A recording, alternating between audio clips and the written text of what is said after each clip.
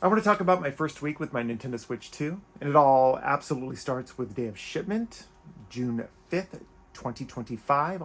It was a Thursday. Both of the places that I pre-ordered, Best Buy and Nintendo, said that it was going to ship by Thursday, June 5th. I have, at that point, written them off as I was not going to receive these consoles on day one. To my utter shock and dismay and surprise, the Nintendo one shows up at 11:50 a.m. on Thursday by FedEx. And I have never had a great FedEx experience. It so much so that when I found out Nintendo was shipping via FedEx, I was already crafting an email in my head to Nintendo about why I did not receive my Nintendo Switch 2. I didn't receive the Best Buy one until Friday, and the Pro controller that I ordered from Best Buy just kind of got lost or delayed until Monday. So now UPS is on my list.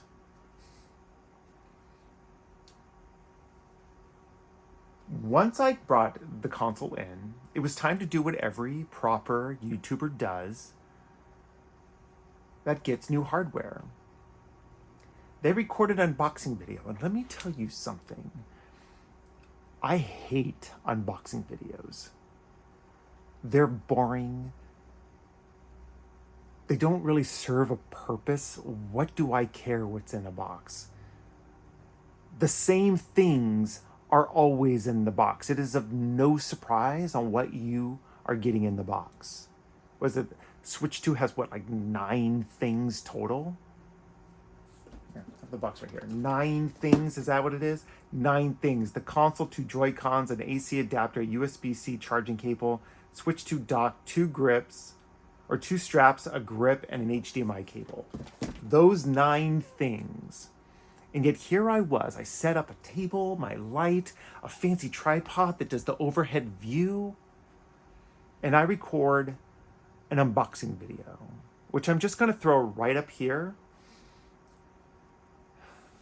And I'll just have it playing up here because honestly, I don't want to see. The thing is that I will watch an unboxing video when it's part of a much larger video, because sometimes I think it's going to take me longer to scrub through the video to the end of that segment than it is just for me to watch it. So I'll watch it. But I always end up disappointed, and I always find it a waste of time. Anyway, we're moving on because I don't want to talk about this anymore. So I hook it up to the internet, start the system transfer, and it goes flawlessly, except for the one little hiccup where it wants me to transfer over my photos and my videos. And it provides me with some instructions that I find relatively unclear, but now looking back, I think that it might be that they wanted me to take the micro SD card from my Switch 1, put it into my Switch 2, and then it would download those, the photos and videos. So I just ended up skipping that because I didn't really know what they were asking of me. Did the day one update, flawless, fast, easy. The whole experience was a joy. And I want to say this. I hate getting new hardware. I hate getting new consoles. I hate getting new phones. I hate getting new computers. I hate getting new Fire TV sticks. I hate getting Echoes. I hate getting Kindles. I hate anything that has to connect to the internet because inevitably something goes wrong and it just makes my life a living hell. So after I do the system update, things start to download onto my console, all my games. I look at Mario Kart 8 Deluxe. 5.5 hours to download. I'm thinking, Nintendo, get your life together. Pull it together, upgrade your network. It's not hard. You are a multi-billion-dollar company. You should have your internet figured out. So I pause that, and then another game starts to download. And I'm like, I do not want to download any of these games right now. My only purpose right now is to get onto the eShop so I can download Mario Kart World. That is my priority. Somehow I was able to pause all of the downloads and I started up the eShop. First thing I see is a notification window telling me to update my user verification settings. I take this to think that it is something that I'm to do, but not right now, because there's only one button, and it is a next button. So I click the next button, and then it switches to a screen. That takes a long time to load, and it just ends up being a blank gray, dark gray screen. And once again, I'm thinking Nintendo, and I'm trying to have some grace here. They likely have 3 to 4 million people all doing the same thing at the same time. So I'm trying to give them some grace. I'm trying to be patient. But this is a hiccup, and I don't like hiccups because it escalates into much bigger things. So I back out and I do it again. Same result. I back out and I do it again, and it's the same result.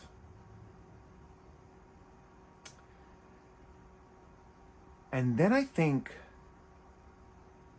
maybe it's my network. Maybe I'm having the internet trouble.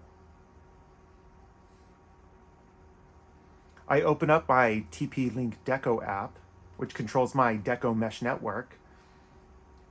And this app has been giving me trouble over the past year. It hasn't been really detecting download and upload speeds. It's been kind of buggy. But it says I need to update the firmware on 2 of my nodes. Here's the thing. I'm telling myself, Jason, do not update your firmware. This is not something that you do while you're trying to do something else. This is a bad idea. This is a huge mistake. Do not update this firmware. I updated the firmware, and I didn't know it just yet, but I soon would find that the house of cards would be crumbling to the ground. I go back into the eShop. I get the same result. I back out. I think for a second, wait a second. Maybe I have to update these settings now. Where do I find that? I'm sure it told me. I am an overthinker.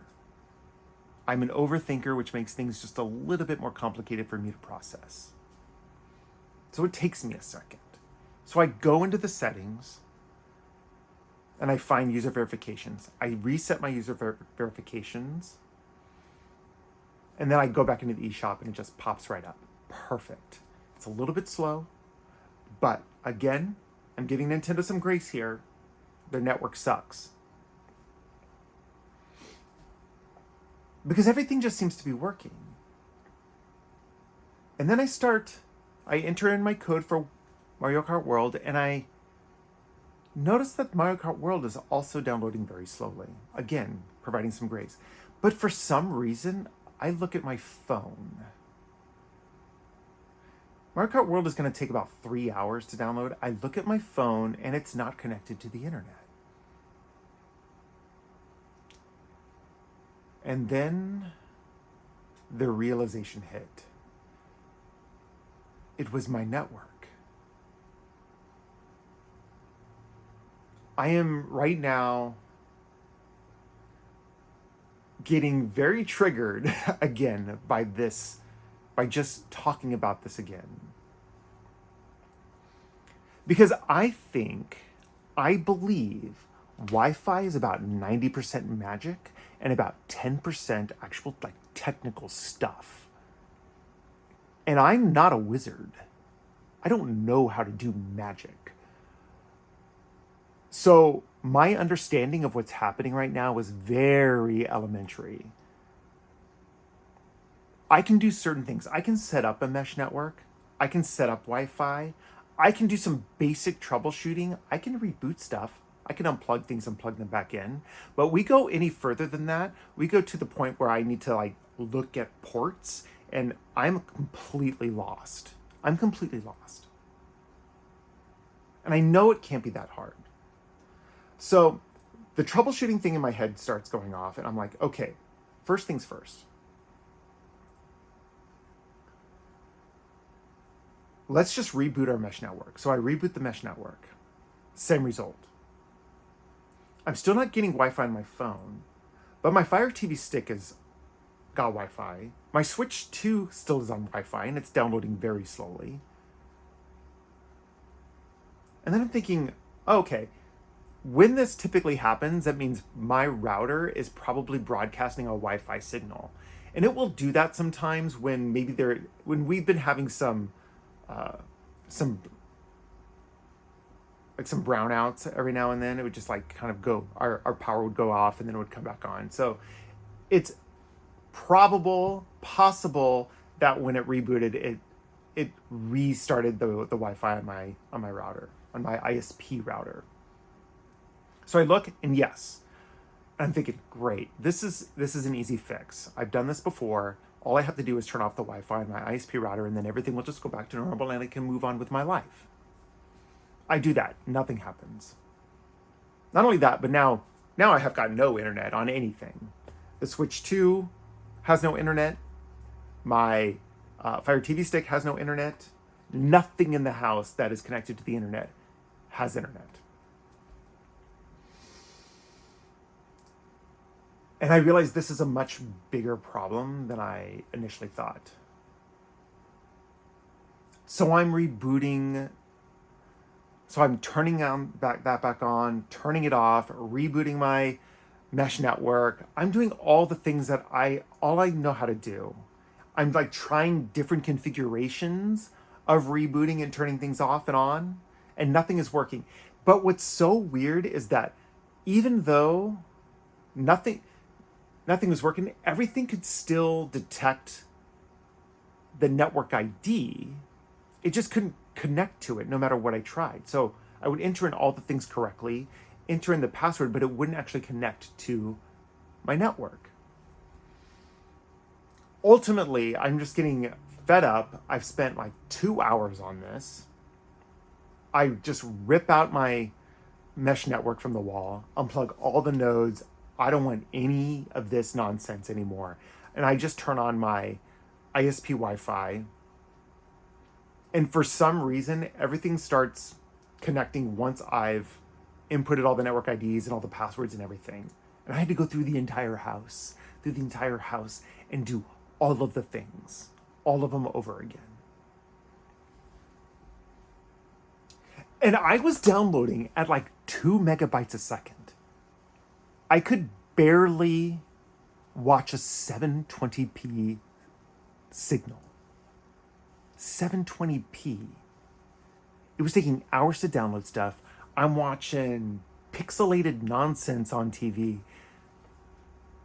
I was sick about it. So sick about this. So frustrated. So amped up by it that I only got about 3 hours and 47 minutes of sleep, according to my watch. My heart rate was up, my breathing was up, my temperature was up. There was outliers left and right. I was getting alerts on my watch. It was awful. And then at 12:25, when my alarm went off, 12:25 in the morning, that's what time I wake up,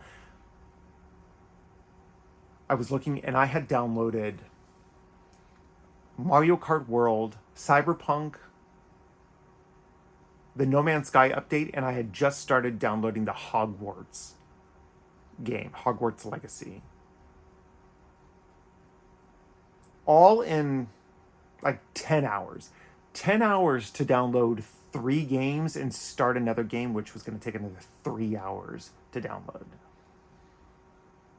It was going to take me weeks at this rate. So at 1:30 in the morning, I'd hop onto Amazon on my phone, and I buy literally the first mesh network I could find, which I believe is an Eero 7. I'm not even sure how much it cost. I just knew that it was going to be delivered that day, and that's what I chose. I didn't even read any reviews. I did not care. I needed this fixed.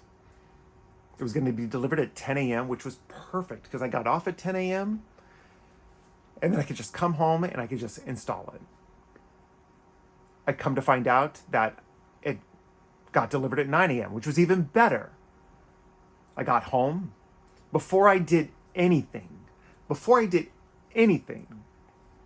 Even taking a shower, which is always the first thing I do the moment I step in the door, is I take a shower. Before I even took a shower, I installed the Eero 7 mesh network. Took me like 20 minutes. As soon as it got online, man, everything just like sprung to life. My entire house just came to life. I was downloading stuff. It was like gigs and gigs of data. Like I was downloading game after game. It took me like 10 minutes a game. It was so fast and so good. The weight of the world. I felt like a new man. It was so satisfying. And I took my shower, sat down in my chair, and I started playing Mario Kart World. Whoa, Mario Kart World. This game is not worth $80. It is not. The first thing I did was try and find free roam. Because that's what I was really excited to play, free roam. So I pushed the little plus button, got me into free roam, and I came to the realization rather quickly that this is a pretty dead world. There's not a whole lot to do here. There's three main things that you look out for when you're playing in free roam, and that is P-switches, which provide you with a brief driving challenge. There are question mark pads or blocks that you can run over, and there are Princess Medallion coins scattered around the world. And it is just emptiness beyond that. The P-switches provide you with a little bit of challenge, which is great, but they're very one note, and you end up doing the same challenges over and over and over again, only in different regions of the world. The question marks seemingly have no purpose whatsoever. You run over them. Nothing seems to happen. I feel like there should be something that happens, because when you are playing a Mario game and you hit a question mark block, you either get a power-up, you get a extra life or some coins. Like, there should be something. Something should happen.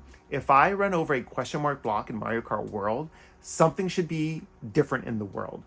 I should either get a power-up, or maybe a ramp comes up out of the ground. Like, something should occur. And I think I might get a coin or two, but if that's all I'm getting, and it just ends up being a check mark on a list, it doesn't really provide you with any kind of meaningful satisfaction. And the Princess Medallion coins, they're in different challenging locations to reach. So it takes you some thought to get to them, but ultimately, if they don't have any meaningful value at the end of collecting either all of them or a percentage of them, then really what's the point? And then you have your basic racing, your Grand Prix. It's interesting, but there's so much dead space between your first track and then going to your next track.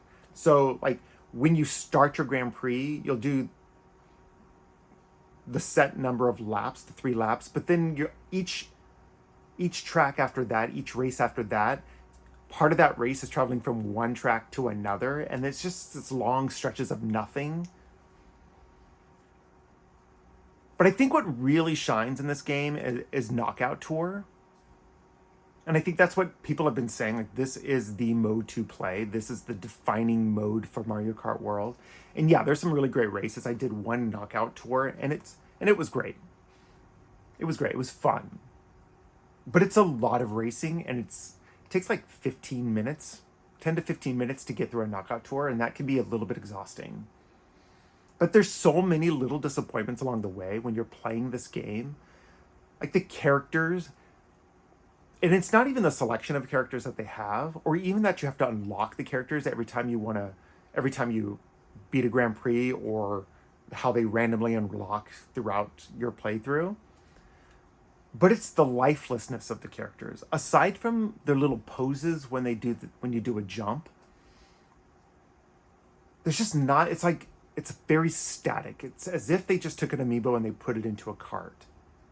Now, the carts, on the other hand, those have so much personality, so much movement, so much bounce to them, so much animation that they provide you with like so much joy to look at. I'm just surprised that you have this weird dichotomy between a static character and this bouncy, fun-looking cart.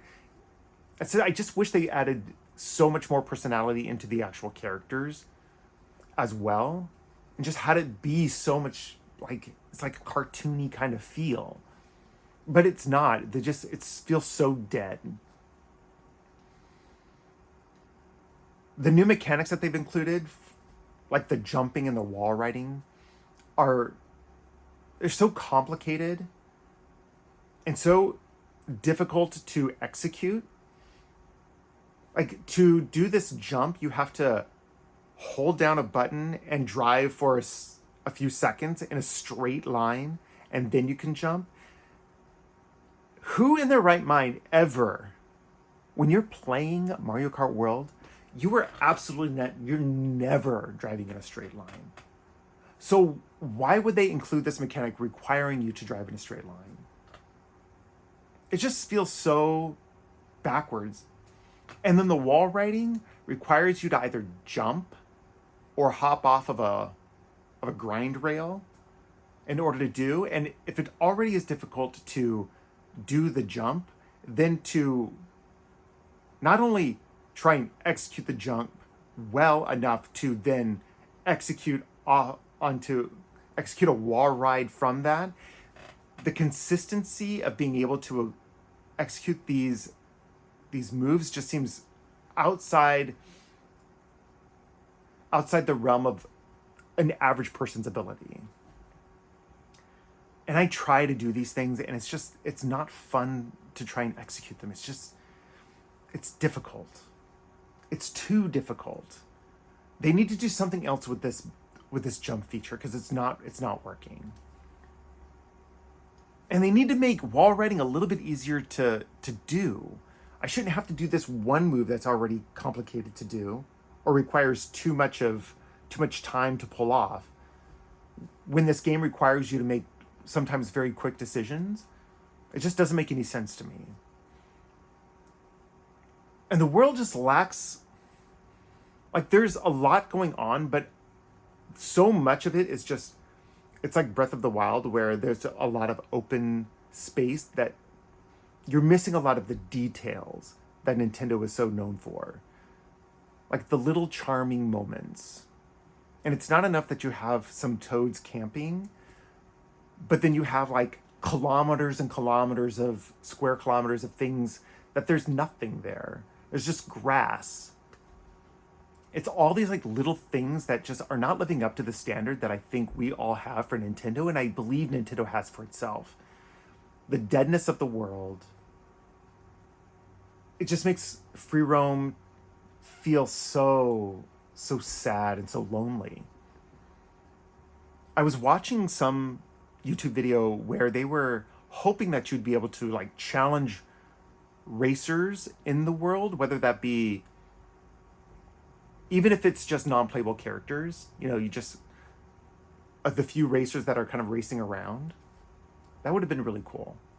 There's just so much that they need to be adding in order to make this worth $80. And honestly, I think Nintendo should apologize to every single person who paid $80 for this game. If you did not buy the bundle, you got ripped off. Oh, what a disappointment. I played the game for 5 hours. I did all of the cups. There was not one track that really stands out as being really exceptional, or one that I would like to revisit over and over and over again. I just feel so unmotivated to explore any further. And that kind of hurts, when finally like a truth comes to light. It's like, really? Like in a Mario Kart game, a franchise that I loved. Like I played Mario Kart 8 a lot. I played Mario Kart 7 a lot. But Mario Kart World, there's just nothing driving me to go back to it. What a bummer. If I were to score it right now, it would be a 7. It would be a 7. Maybe I just need to play more of it, but I don't want to. And that's right there the problem. If after 5 hours I don't want to go back to it, Nintendo, that's a problem. You need to update this game immediately. You need to add more to your world. You need to add more challenges. You need to give purpose to the things that you already have in there. Like, these are the things that you need to do in order to make this sustainable and even make it worth the $80 that you claim that this game is worth. There is not enough to do. There is not enough to do. You have not earned this price tag. Okay, before I get too triggered on that, I want to talk about Cyberpunk 2077, which is actually the only other game that I've played on this thing. And it is a marvel that CD Projekt Red was able to get this working. It is astonishing. I played this game on Xbox Series X when it first came out, and let me tell you, that is when you have to play a game when it first comes out, especially a game that was as broken as Cyberpunk 2077. Because if you're an achievement hunter or a trophy hunter, it's wicked easy to get those achievements. Anyways, going back to it on Nintendo Switch 2, it is amazing. It feels like it's all just kind of coming back. It feels good. It plays well. It looks really nice. I'm so amazed every time I'm playing it that I'm actually playing this on a Switch. It still hasn't really sunk in yet. The first hour I played was amazing. Second hour, again, like, I thought, okay, your first hour is going to be good. Your second hour, we're going to start seeing some cracks in performance. No, like, it's pretty stable. It's pretty stable. Like, the driving feels good. The running feels a little wonky, but I think that's just the game. Like, it's just, the mechanics are so tight and so, it feels really nice to play. And so I got out of the Ripper Dock, and this was in my second session. I'm walking down the street and the game crashes, and I'm like, well, well, there's that. But still, even with that crash, the experience that I had with the last like 3 hours that I had played was amazing. And now I just want to talk about like the Switch 2 in general, because this is, listen, there's some question as to whether you actually need to buy this. And no, you don't. You don't. I would suggest that if you find one, pick one up, because if you are a Switch player and you have games on Switch, they're just going to run better. They're going to look better. They're going to play better. And that kind of upgrade is worth it to me. And if you are a gaming enthusiast and you do a lot of gaming on this as your primary console or even as a secondary, like, go ahead, grab it when you see one. Just get the bundle. There's going to be more games coming out for it. There's going to be more upgrades to the games that were already on the Switch 1. So to me, it's just an absolute no-brainer. So yeah, that was my first week. Disappointment, Wi-Fi issues, unboxing videos, and the only surprise was a game that came out 5 years ago. What is this world? Anyways, I'm eager to play some additional games. I have Hogwarts on deck, No Man's Sky on deck. I do want to like pick up some other Switch 2 games. I'm trying to think about maybe getting Street Fighter 6, even though I'm not a fighting game fan. I feel like I should get that game because it does look like fun. And there's some other games that I want to try out as well. But with that, thank you for indulging me. If you are so inclined and you want to like, subscribe, comment, or ring the bell, do all the things, I would appreciate it, but it is absolutely not necessary. I still don't make any money on these videos, so it doesn't really matter. All right, well, thank you very much. I'll see you next time. Bye.